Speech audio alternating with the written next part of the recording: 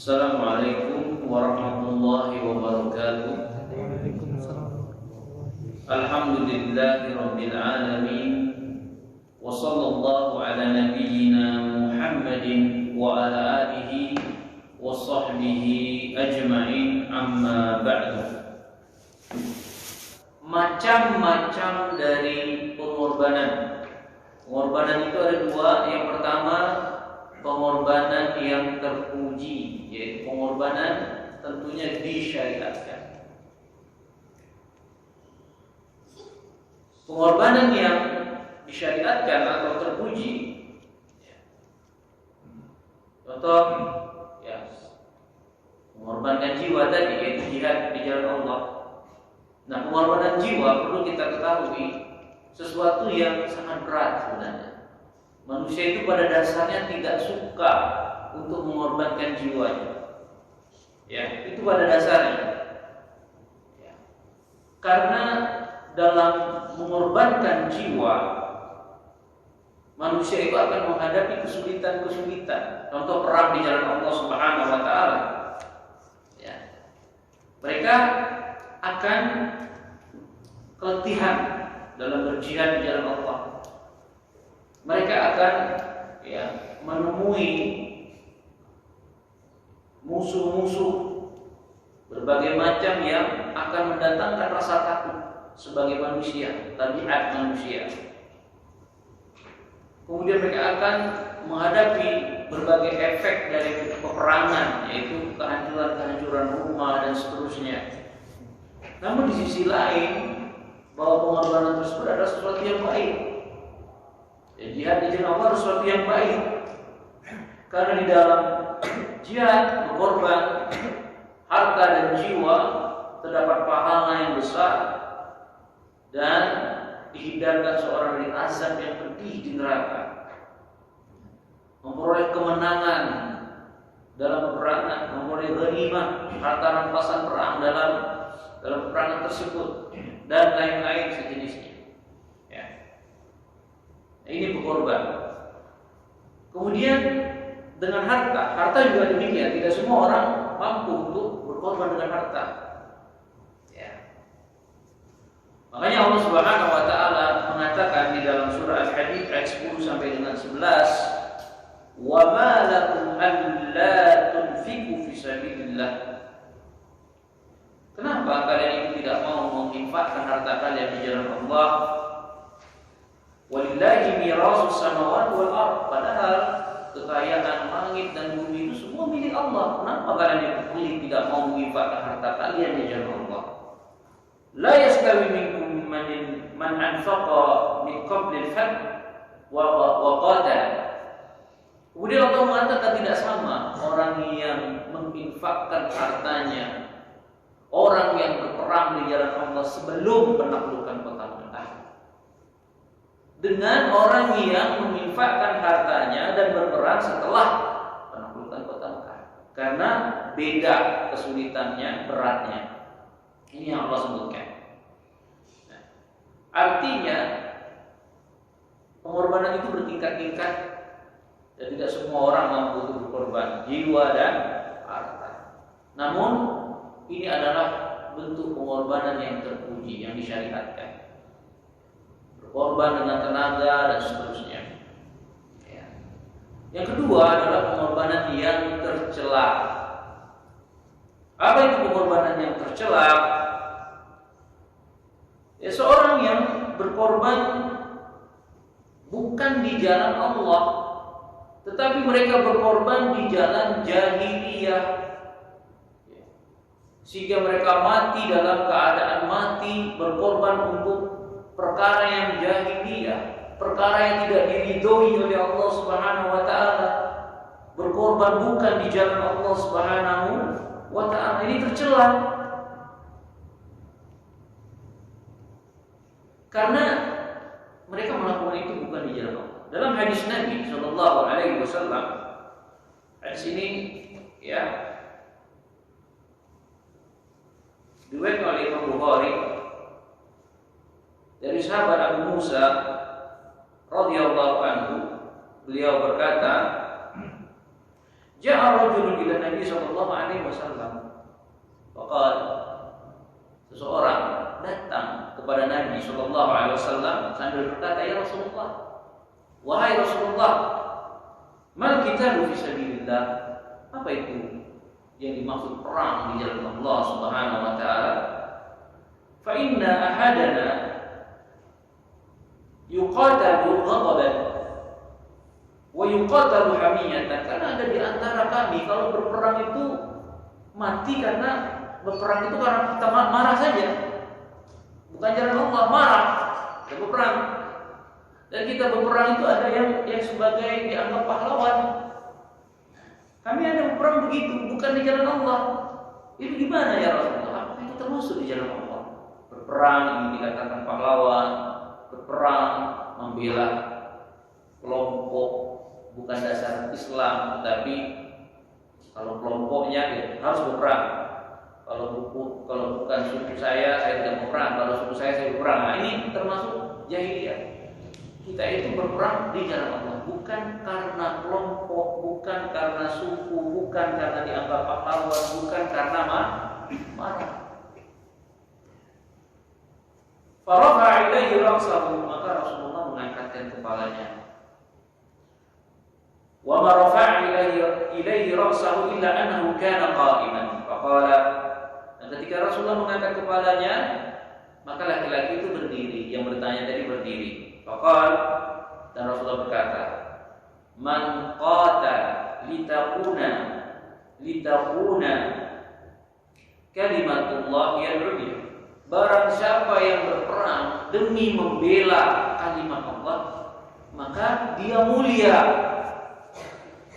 Fa huwa fi sabilillah azza wa jalla, dan dialah berperang ya di jalan Allah Subhanahu wa taala. Nah ini ya, hadis Nabi menjelaskan kepada kita tentang itu barometer orang berperang ya, berkorban maksudnya ya di jalan Allah dan berkorban bukan di jalan Allah.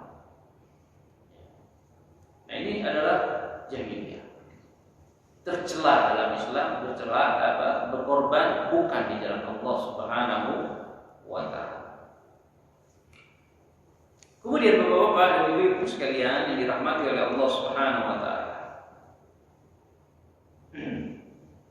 Fawaid at-tadhiyah, faedah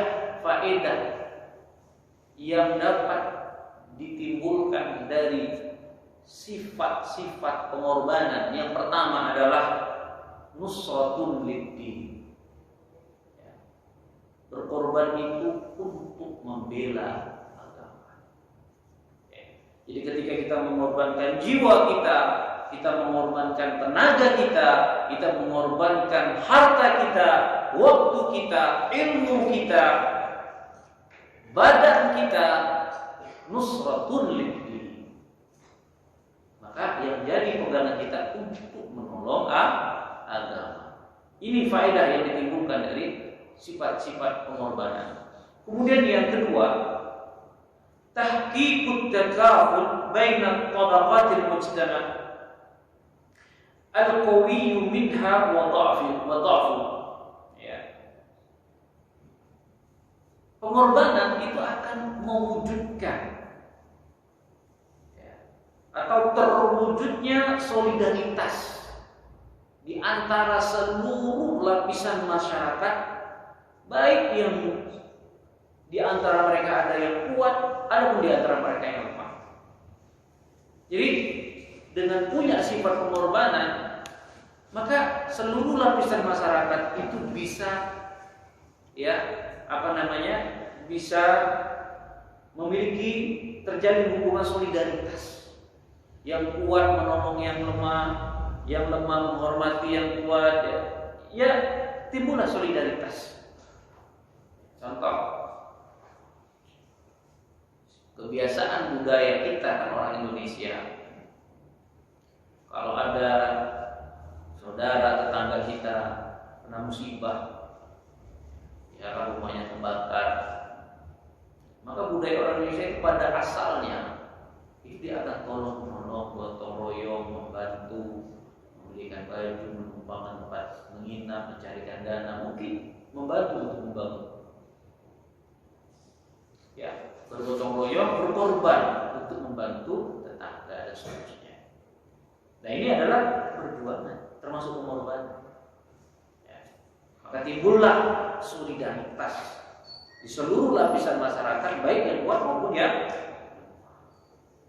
ini yang kedua. Kemudian yang ketiga, taqwiyatul ummah, memperkokoh umat. Wa tahqiqu tamasukiha. Ya. Kemudian akan terwujud ya, rasa di antara masyarakat itu saling tenggang rasa. Ya. Ya. Punya rasa sepenanggungan. Kemudian sifat pengorbanan ini juga akan membuat musuh-musuh Islam itu menjadi takut. Bayangkan kalau kita berkorban karena agama, kita berkorban jiwa kita, harta, ya takut musuh-musuh Allah. Ya, akan takut. Akan timbul ya kekuatan persatuan umat Islam. Ya, akan timbul kekuatan ya persatuan umat Islam, dan akan timbul rasa kasih sayang di antara umat Islam. Kalau sering berkorban, contoh saja masjid ini setiap hari Minggu jamaahnya berkorban waktu, tenaga, bersihkan masjid, itu saja sudah berkorban. Benar nggak? Ada yang bersihkan WC, ada yang nyapu lantai, ada yang ngepel, ada yang bersihkan AC, ya. Ada yang bersihkan halaman, ada yang ngatur parkir, dan seterusnya. Itu berkorban. Kalau tujuan dia itu berkorban lillah, ini termasuk di jalan Allah Subhanahu wa ta'ala. Kemudian yang keempat, tahqiqut tarahum baina nasijil mujtami' al-islami kullih. Ya, sama akan terwujudnya kasih sayang yang terjadi di antara umat Islam. Kemudian yang kelima, tahqiqul izzah, ya, akan terwujud kemuliaan, kejayaan. Ya, dengan berkorban akan terwujud kemuliaan. Ya, berkorban kan diri untuk agama, mengorbankan harta untuk agama, akan terwujud kejayaan, kemuliaan Islam. Ya. Tahqiqus sa'adah, akan terwujud juga kebahagiaan. Ini dari ya faedah-faedah berkorban, baik mengorbankan diri di jalan Allah, mengorbankan tenaga, waktu, harta di jalan Allah. Ini faedah-faedahnya. Kemudian selanjutnya ya, min suwari tadhiyah, di antara gambaran dan bentuk-bentuk dari pengorbanan. Yang pertama adalah at-tadhiyatu bi nafsi wa hiya min a'la maratib at-tadhiyah. Berkorban dengan jiwa. Ini salah satu bentuk pengorbanannya. Berkorban dengan jiwa adalah bentuk pengorbanan yang paling tinggi. Kalau dia mengorbankan jiwanya di jalan Allah demi kalimat Allah, ini pengorbanan yang paling tinggi. Ya, ini pengorbanan yang paling tinggi. Kemudian yang kedua, tadhiyatu bil mal, berjuang dengan harta, ini bentuknya. Yang kedua. Ayo ikhwan rahimani wa rahimakumullah taala.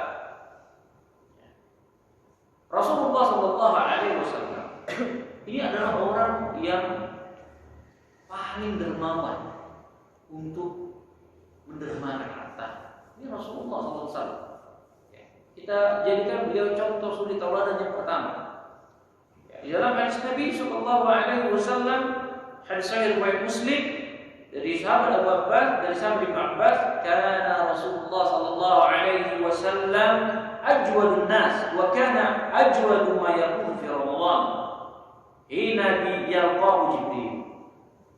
Nabi kita sallallahu alaihi wasallam ini adalah manusia yang paling dermawan.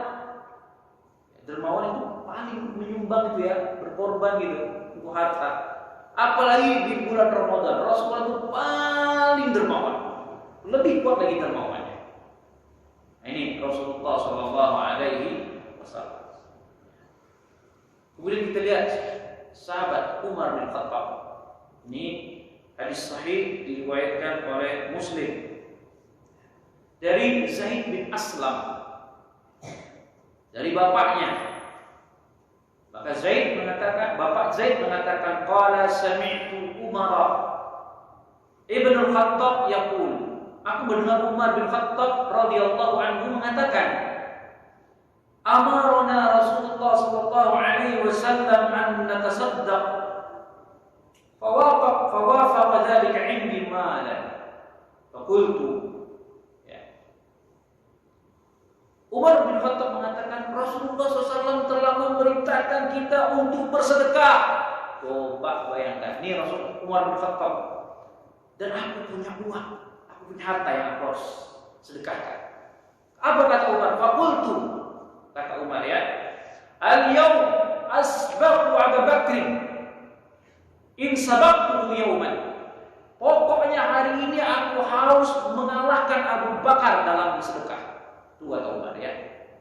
Pokoknya hari ini aku akan kalahkan Abu Bakar dalam sedekah. Tidak ada bisa yang melawanku dalam sedekah. Itu dalam diri dia. Qala fabahastu bi nasfi mali. Lalu aku ambil setengah hartaku. Setengah hartaku untuk aku sedekahkan di jalan Allah Subhanahu wa taala. Faqala Rasulullah. Maka Rasulullah berkata kepada Umar bin Khattab, abaqaita li ahlika, apa yang kau sisakan untuk keluargamu, Umar? Setengahnya kau kasih. Faqultu misluhu, setengahnya masih ada ya Rasulullah. Oh, itu kata Umar dengan PD-nya, dia akan mengalahkan Abu Bakar dalam sedekah. Wa'ata Abu Bakr bikulli ma indahu, datanglah Abu Bakar membawa semua hartanya. Ya, semua hartanya dikasihkan untuk di jalan Allah Subhanahu wa taala. Ya Abu Bakrin, kata Rasulullah, wahai Abu Bakar, ma abaqaita li ahlika, apa yang kau tinggalkan untuk keluarga Abu Bakar? Semua hartamu kau berikan di jalan Allah. Qala abaqaitu lahumullah wa rasul, aku tinggalkan, ya, keluargaku, ya, Allah dan Rasulnya. Ya, subhanallah, ya. Faqul la asbaquhu ila syai'in abadan, kata Umar. Ya, maka aku mengatakan, aku tidak akan pernah menyamai Abu Bakar dalam beramal. Ya, ini Abu Bakar, ini Umar bin Khattab. Subhanallah. Wajar mereka itu disebut orang-orang mulia Allah. Harta itu bukan di dada mereka. Harta itu betul-betul mereka perjuangkan di jalan Allah. Kita lihat di zaman sekarang, begitu pelitnya orang, baru menyumbang sedikit, riaknya melebihi daripada apa yang disumbangkan. Ya, hitung-hitung dengan harta. Padahal di jalan Allah Subhanahu wa taala, Allah akan ganti, Allah lipat gandakan. Mereka itu tahu, mereka adalah orang-orang yang zuhud. Harta itu banyak, tapi tidak di dada mereka. Harta itu hanya titipan Allah dan dijadikan media mereka untuk beribadah kepada Allah dengan bersedekah di jalan Allah Subhanahu wa taala. Kemudian yang ketiga adalah at-tadhiyah bil waqt. Ya, berkorban untuk, ya, berkorban dengan waktu untuk memberikan ilmu.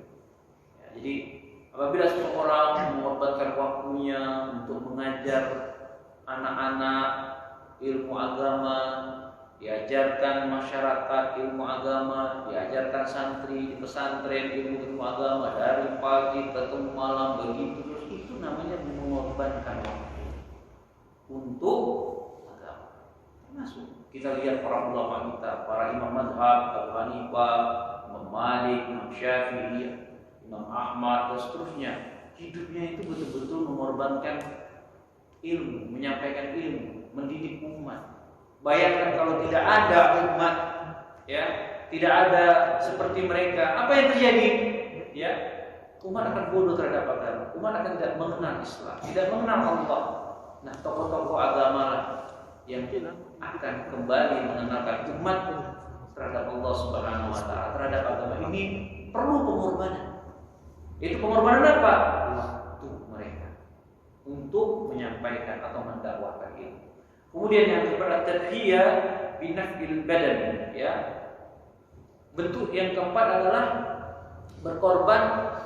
mengorbankan diri, ya, dengan tenaga, dengan badan.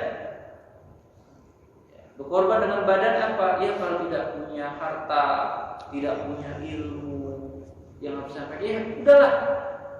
Apa saja yang bisa tenaga kita gunakan untuk di jalan Allah, ya kita bantu. Ada orang gotong royong di depan rumah buat jalan bersama-sama masyarakat, jalan yang biasa dia gunakan, ya udah dengan tenaga saja. Kalau uang tidak mampu, ya apa tidak mampu bangun masjid, ya udah apa yang pasir ke, diangkut semen ke, dan ini adalah bentuk pengorbanan dengan tenaga. Ini termasuk bentuk-bentuk pengorbanan. Ini yang dilakukan rahimani wa rahimakumullah taala. Kemudian selanjutnya, ya, di antara penghalang-penghalang sifat-sifat, ya, yang menghalangi seorang untuk mendapatkan sifat pengorbanan, satu, adamul ikhlas lillahil amal. Tidak ikhlas dalam beramal. Nah, jadi pengorbanan itu perlu keikhlasan. Kalau tidak ikhlas, ya bagaimana mau berkorban? Semuanya perlu perhitungan, semuanya hitung-hitungan. Yang ujung-ujungnya tidak mau beramal. Kemudian yang kedua, hubbun nafsi wal athara, egois, lebih mementingkan dirinya sendiri daripada halayak ramai, kepentingan umat. Bagaimana dia memikirkan dirinya sendiri saja? Egois.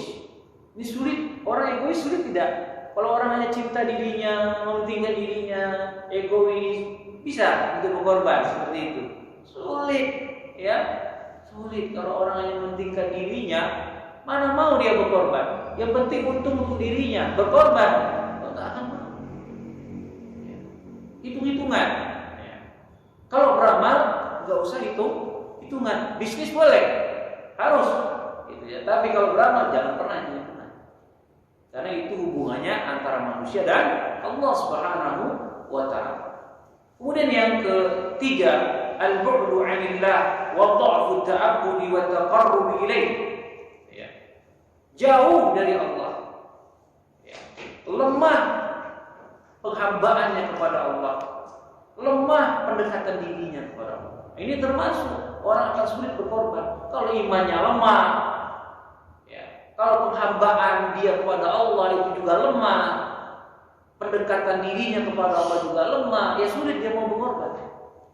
Kemudian yang keempat, ya, tenggelam dalam perkara yang sia-sia, tenggelam dalam perkara kemewahan, tenggelam dalam perkara yang mengenakan. Jadi, ayo ikhwan, bapak-bapak dan ibu-ibu sekalian, orang itu sudah tenggelam dalam sesuatu yang sia-sia, perbuatan yang sia-sia, ucapan yang sia-sia. Mereka sudah tenggelam, terbiasa dengan hidup mewah, sudah suka senang-senang, poya-poya, sulit untuk berkorban. Kemudian yang kelima, buruk sangka dan tidak kokoh, ya, tidak kuat. Buruk sangka artinya selalu berburuk sangka kepada orang, kemudian tidak kokoh sehingga sulit dia untuk berkorban. Kemudian yang keenam, dhaful iman, ya, lemah iman, wa tafkiru fi rizq alladhi yuqhiduhu 'an al-infaq wa tadhiyati bil mal wal khawf min al-maut alladhi yuqiduhu 'anil jihad wa tadhiyati bin nafsi. Lemah iman, ya.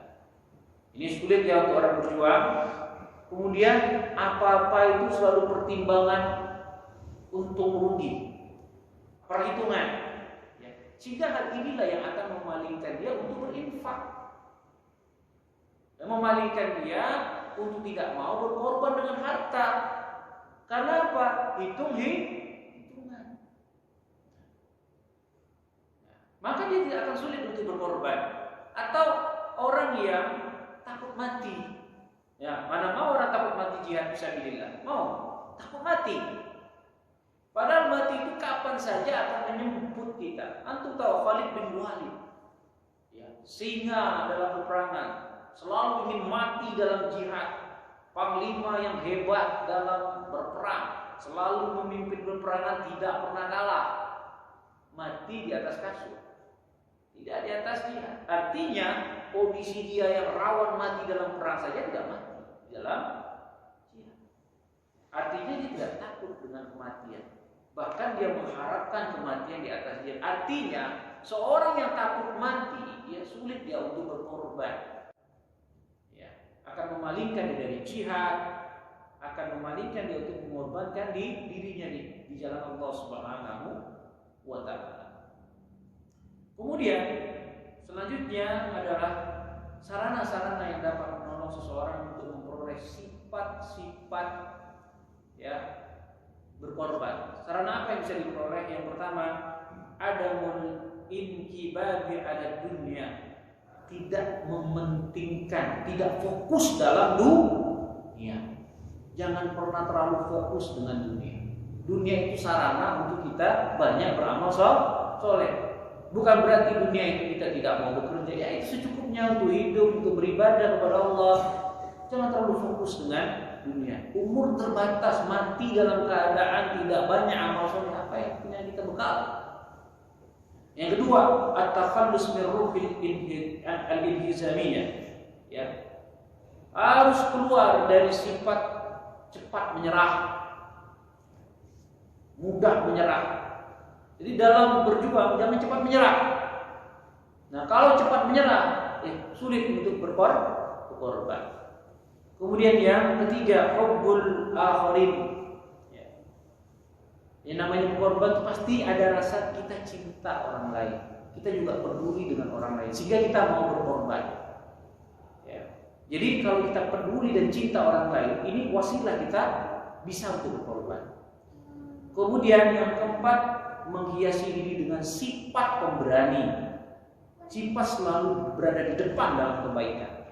Nah, kalau orang itu punya sifat pemberani, kalau orang itu punya sifat selalu ingin di depan dalam kebaikan, mau berkorban dalam kebaikan, ini adalah wasilah yang mengantarkan dia kepada, ya, sifat-sifat tersebut. Kemudian yang keempat, menghiaskan diri dengan, ya, cita-cita yang tinggi. Apa cita-cita tinggi bagi setiap muslim? Mati di jihad di jalan Allah. Ini yang diharapkan Rasulullah SAW sendiri. Beliau ingin berapa kali, kalau aku hidup, aku ingin mati di jalan Allah. Kemudian Allah hidupkan lagi, aku ingin mati di jalan Allah. Allah hidupkan lagi, aku ingin mati di jalan Allah. Bayangkan. Ini yang ikhwan rahimani wa rahimakumullah. Kemudian yang keenam adalah menghiasi dengan